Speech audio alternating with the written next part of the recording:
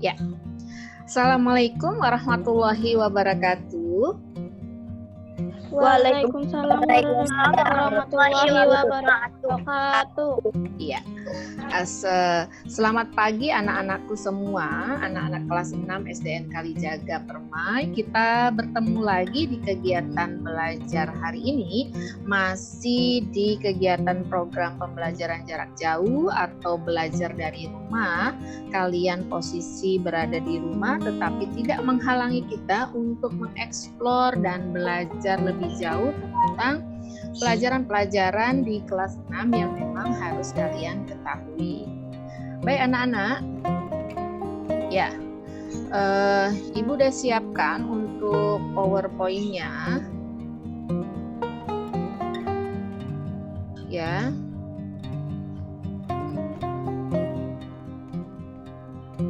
Ya, kita sudah sampai di tema 4, yaitu globalisasi, namun kita sudah bergerak lebih jauh lagi, yaitu khususnya kita sudah tiba di subtema ketiga ya.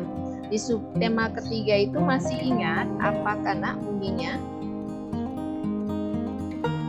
Ada yang masih ingat? Di Senin 26 Oktober 2020 kita sudah memasuki subtema ketiga, tetapi masih bagian dari tema 4 yaitu bicara tentang globalisasi. Namun untuk subtemanya kita sudah masuk subtema 3, pembelajaran 1 dan 2. Sebelum lebih jauh, masih ingatkah kalian kalau subtema 3 itu kaitannya tentang apa ya? Yo, ada yang masih ingat?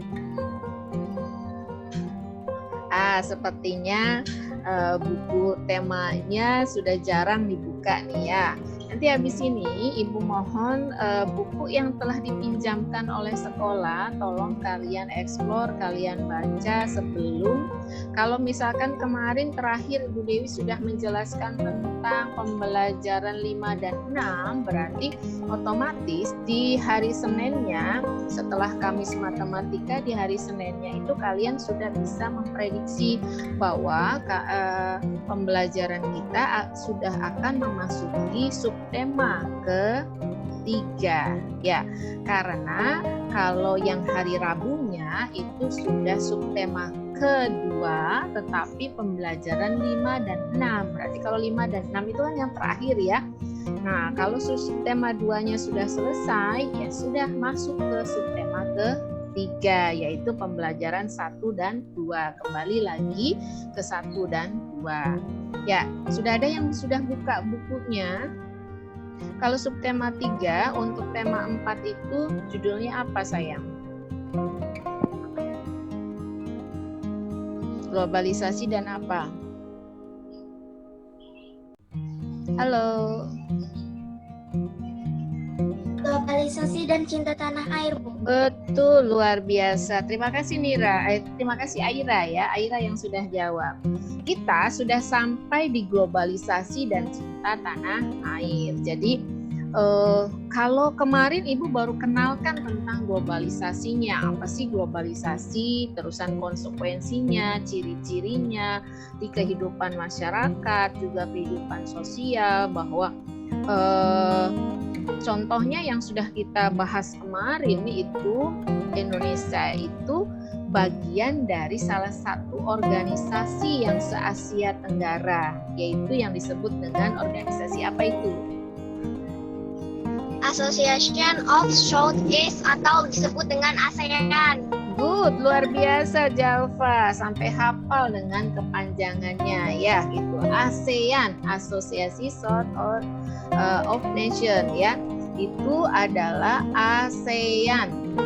Ya, ASEAN sendiri adalah salah satu organisasi regional di tingkat Asia Tenggara yang merupakan tempat Indonesia menjadi salah satu anggota dari kelompok tersebut atau organisasi tersebut. Tentunya walaupun jaraknya berjauhan ya, artinya walaupun masih satu di Asia, kan jarak tempuhnya berbeda-beda, tetapi semua kegiatannya itu sudah harus terkoordinasi ya gitu, atau istilahnya saling terhubung, ada kerjasama dan sebagainya. Nah, hal-hal tersebut yang membuat negara Indonesia juga nggak bisa berdiri sendiri, harus selalu terhubung dan memperhatikan kondisi-kondisi negara-negara di sekitarnya, seperti itu ya. Oleh sebab itu, di globalisasi kali ini, selain kalian memperhatikan ciri-cirinya, ya, kalian pun untuk di subtema ketiga nanti akan Ibu ajak tentang lebih jauh mengenali ada nggak sih hubungan antara globalisasi dengan cinta tanah air, ya, seperti itu. Nah, jadi itu yang akan kita bahas kali ini anak-anak ya. Oke, kita mulai saja. Tentunya jangan lupa sudah sarapan, dan sebelum kita mulai, Ibu harap kalian silakan berdoa terlebih dahulu.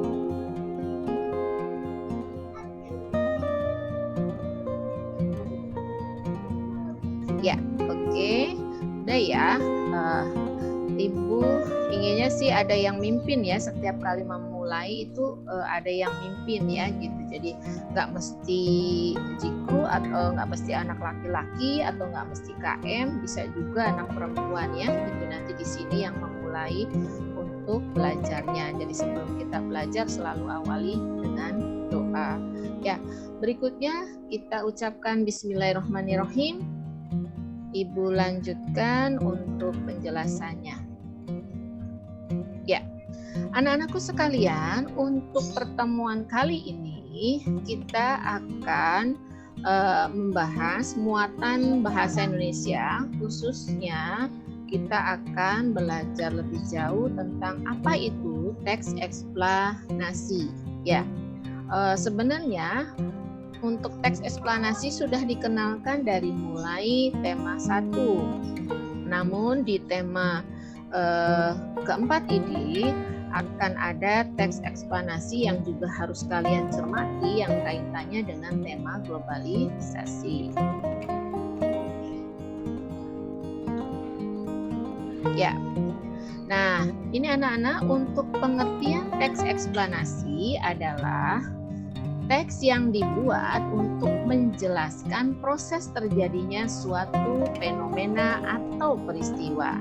Baik fenomena itu berkaitan dengan alam maupun sosial secara ilmiah. Ya, sambil Ibu terus admit yang lainnya yang masih belum masuk. Nah, inilah pengertian teks eksplanasi. Jadi, apabila kalian mendapati suatu teks yang isinya itu menjelaskan proses terjadinya satu fenomena atau satu peristiwa, nah, baik peristiwa itu berkaitan dengan alam maupun dengan kehidupan sosial, namun disampaikan dengan secara ilmiah, dengan bahasa ilmiah ya, itulah yang disebut dengan teks eksplanasi ya. Oke. Untuk susunannya ya, kalau kalian perhatikan ya, untuk struktur teks eksplanasi sendiri itu mempunyai ciri khusus anak-anak. Yang pertama, dia mempunyai bagian yang disebut dengan pernyataan umum, atau teks eksplanasi itu terdiri dari 3 bagian utama yang biasanya bagian yang pertama itu disebut dengan bagian pernyataan umum. Ya, pernyataan umum itu maksudnya apa? Yaitu gambaran awal tentang apa yang disampaikan dengan sebuah pernyataan yang masih bersifat umum. Jadi kalimat pernyataannya atau hal yang disampaikannya biasanya di awal itu masih bersifat umum. Artinya kalau bersifat umum itu masih harus dijelaskan kembali atau harus diterangkan lebih rinci. Ya, seperti itu. Nah, oleh sebab itu nanti penerangannya atau istilahnya penjelasannya itu disambung dengan bagian yang kedua yang merupakan struktur teks eksplanasi yang kedua, itu yang disebut dengan deretan penjelas. Deretan penjelas itu sendiri adalah deretan atau kalimat yang berisi tentang kalimat sebab akibat. Ya. Nah, cirinya biasanya berisi tentang inti penjelasan yang disampaikan. Itu ya. Nah, itu adalah bagian yang kedua dari struktur teks eksplanasi. Jadi setelah diawali dengan pernyataan umum, kemudian dilanjutkan dengan penjelasan apa yang dimaksud di dalam pernyataan umum sebelumnya. Ya, dijelaskannya itu di dalam deretan penjelas atau kalimat berikutnya. Ya, seperti itu. Baru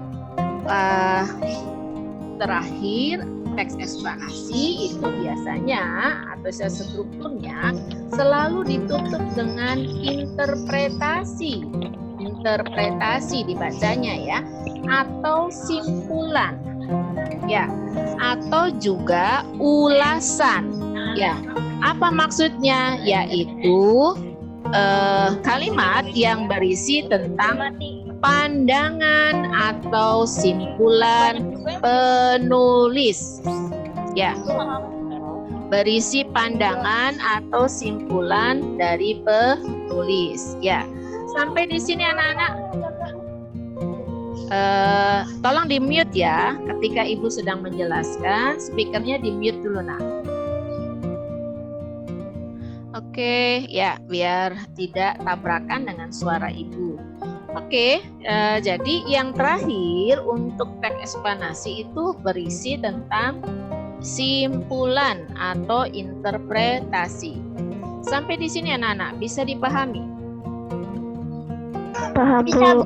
Ya, oke. Jadi kalau tadi pengertiannya ya, yang kedua ini adalah strukturnya atau bagian-bagian di dalam teks eksplanasi. Ada berapa tadi di sini yang ibu jelaskan? Ada 3 Bu. Ada 3, luar biasa ya. Jalfa walaupun di perjalanan tetapi tetap fokus ya menyimak apa yang ibu jelaskan. Sekarang kita lanjutkan.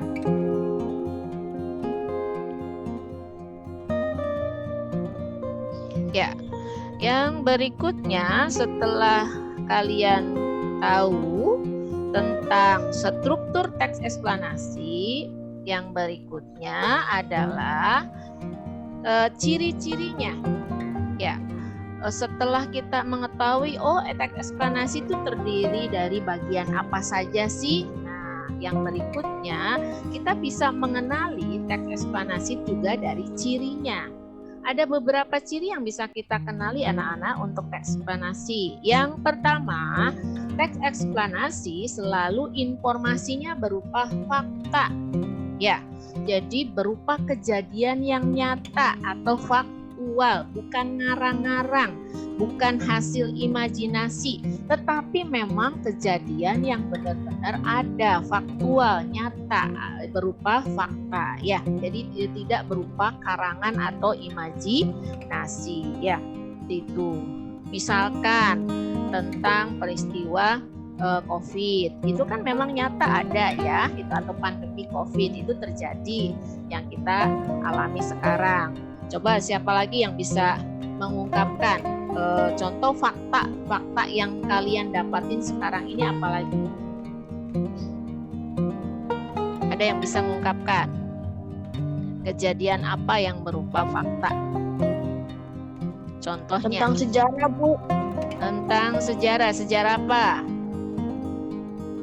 Lebih khususnya sejarah misalkan berupa fakta proklamasi ya, peristiwa sejarah atau peristiwa terjadinya proklamasi itu kan nyata fakta ada ya kejadiannya. Itu ada lagi Tentang G30 SPKI Bu. boleh, itu memang fakta ya, kejadiannya ada gitu ya. Jadi oleh itu juga bisa dibuat menjadi sebuah teks eksplanasi. Oke anak-anak, kita lanjutkan untuk ciri yang kedua. Ciri yang kedua untuk teks eksplanasi adalah fenomenanya yang dibahas itu berhubungan dengan ilmu pengetahuan. Wah, kurang N nih ya. Berhubungan dengan ilmu pengetahuan. Artinya bersifat ilmiah ya.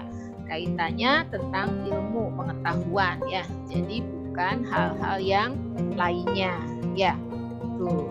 Nah, itu ciri yang kedua. Dan yang ketiga, biasanya untuk teks eksplanasi itu bersifat informatif ya, dan tidak mempengaruhi pembaca. Jadi tidak ada unsur persuasifnya. Jadi hanya bersifat informasi saja ya, atau bersifat informatif yang memang harus diketahui oleh orang lain, atau istilahnya layak untuk diketahui oleh orang lain. Jadi hanya menginformasikan saja, tidak ada tujuan untuk mempengaruhi orang lain atau pembaca untuk setuju akan tulisan tersebut, tetapi hanya bersifat menginformasikan ya, seperti itu.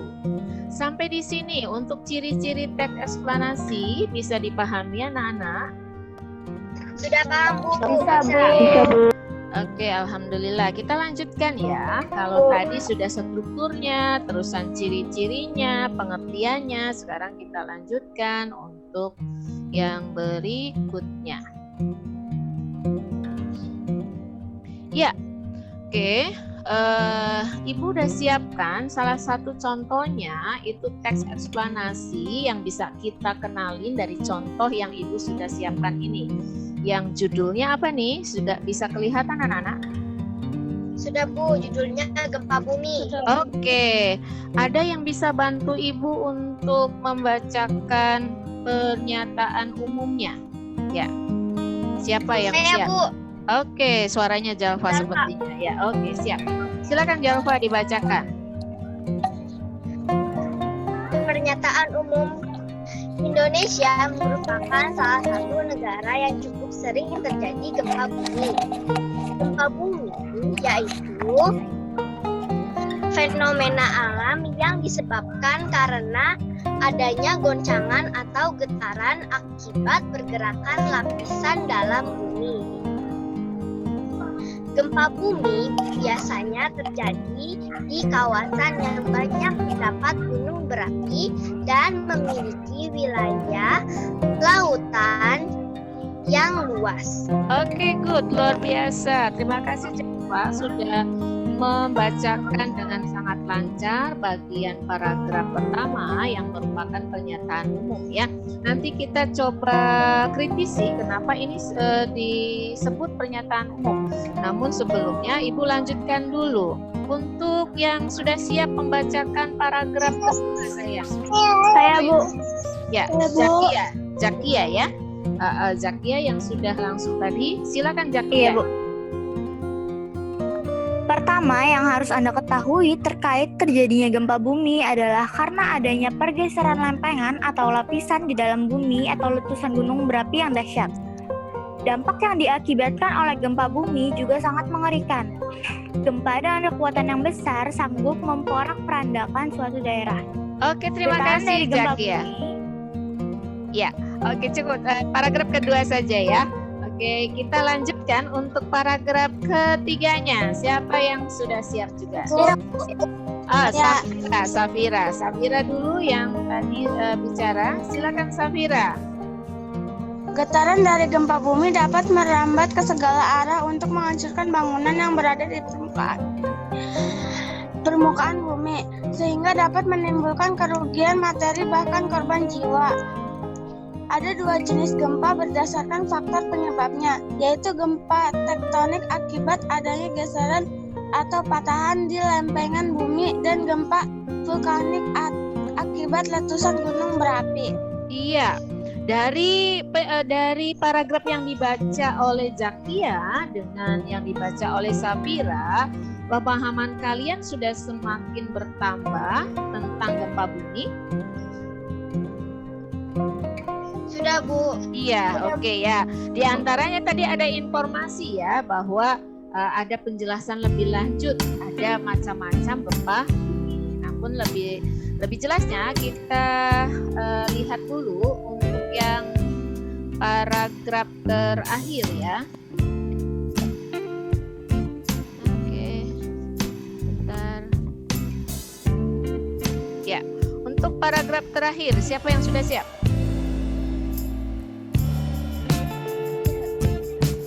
Yang baca paragraf terakhir, ada yang sudah siap?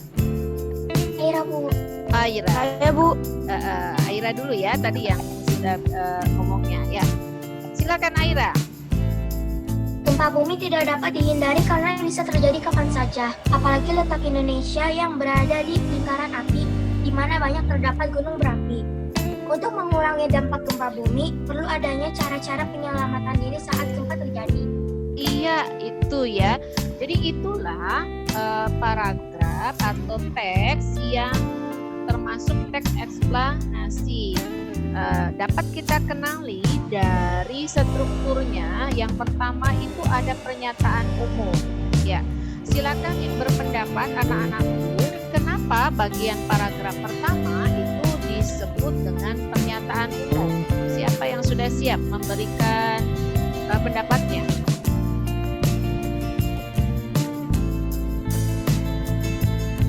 Halo? Pertanyaan ibu ulang lagi. Di paragraf pertama di sini kan ada ya disebut pernyataan umum. Coba berikan alasan kenapa di bagian awal atau paragraf pertama ini disebut pernyataan umum atau berdasarkan strukturnya itu masuk ke bagian pernyataan umum.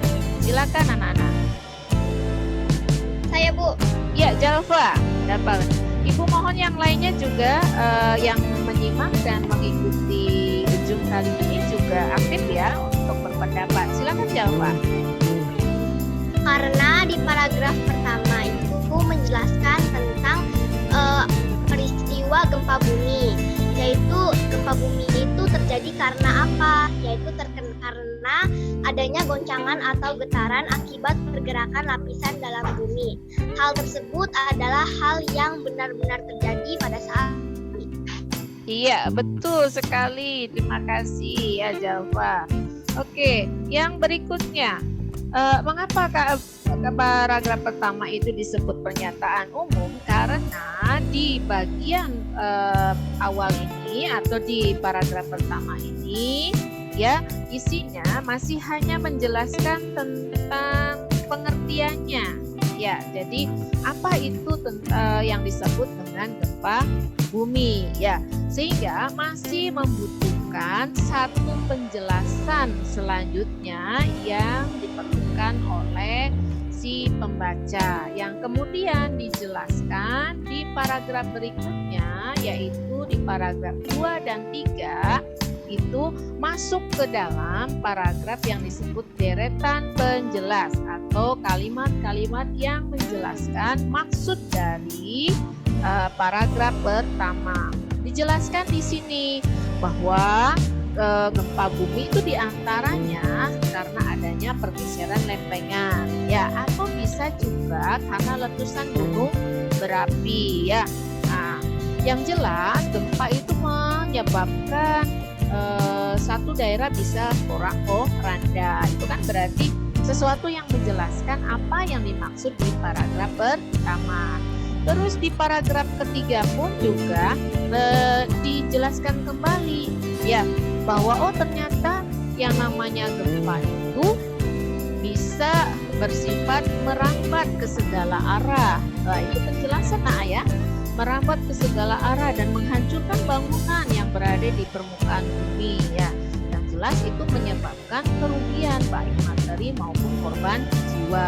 Udah gitu, di sini jelaskan juga faktor penyebabnya bisa dua. Ada yang disebut gempa bumi tektonik, yaitu karena Apa penyebabnya pergeseran patahan lempengan? Ada juga gempa bumi vulkanik, ya karena disebabkan oleh letusan gunung berapi. Ya, kemudian baru ditutup dengan satu interpretasi simpulan si penulis teks tersebut, yaitu bahwa karena gempa bumi tidak dapat dihindari, oleh sebab itu untuk mengurangi dampaknya nih katanya, dampaknya itu perlu adanya cara-cara penyelamatan diri saat gempa bumi terjadi. Di antaranya ada pengetahuan dari kemarin ya, waktu kegiatan OCD pasukan oranye, tapi bukan yang tukang sampah ya, yang waktu itu datang ke SD Kalijaga, BPPD ya.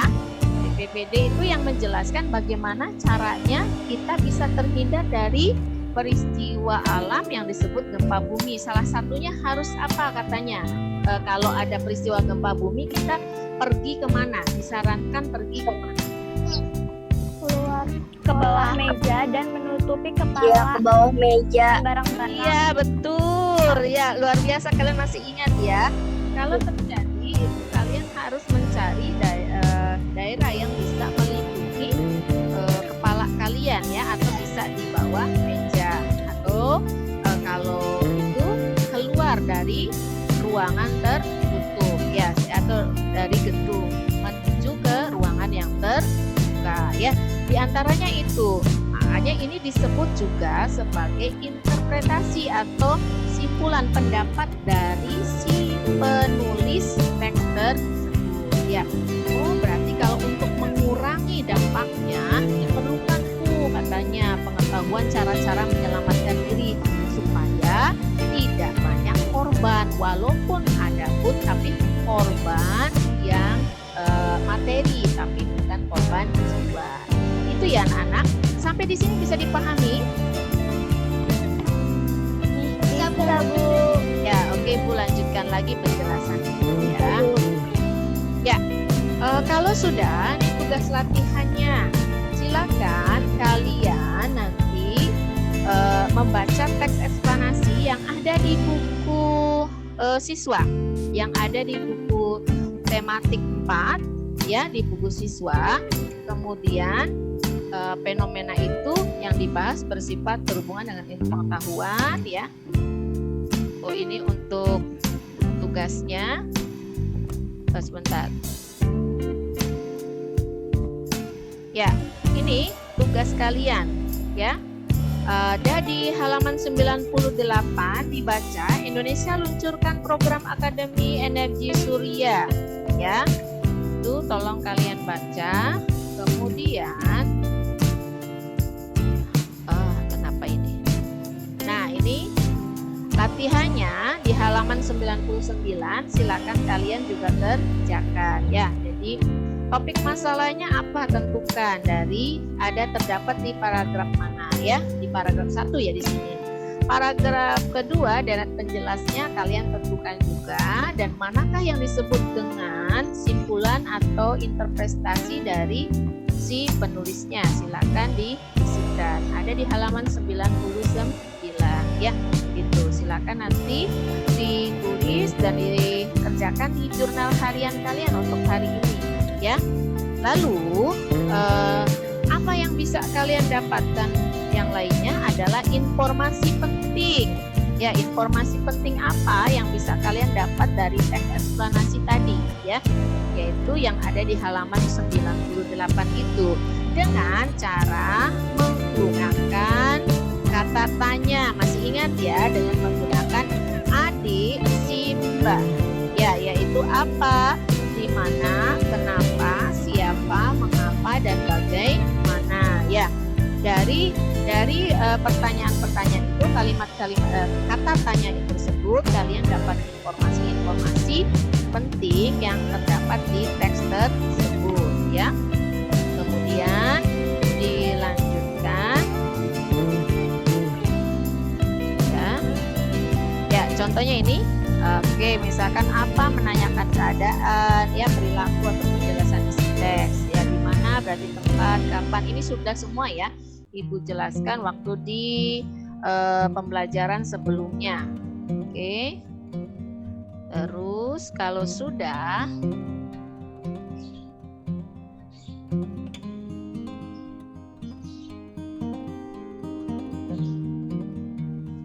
ya, selain menggunakan adik Simba, menyajikan informasi teks eksplanasi juga bisa loh dalam bentuk gambar berseri ya. Contohnya ketika kalian membuat urutan ya, urutan dari gambar tentang proses listrik masuk ke rumah-rumah gitu kan ya, dari mulai pembangkitnya, terus yang disalurkan melalui sutetnya, yaitu melalui gambar-gambar ya, seperti itu. Namun bisa juga melalui ini anak-anak ya, melalui kegiatan ini, yaitu, nah kalian bisa melihat ini, contohnya coba perhatikan yang di share itu ada di Google Classroom juga, ada di WA juga, nanti kalian lihat ya caranya. Coba perhatikan yang ini. Itu ketika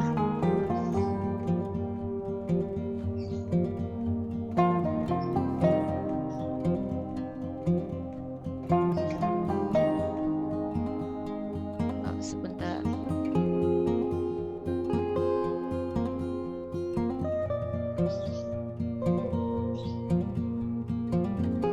Nah, seperti ini ya, yang ada di sini ya.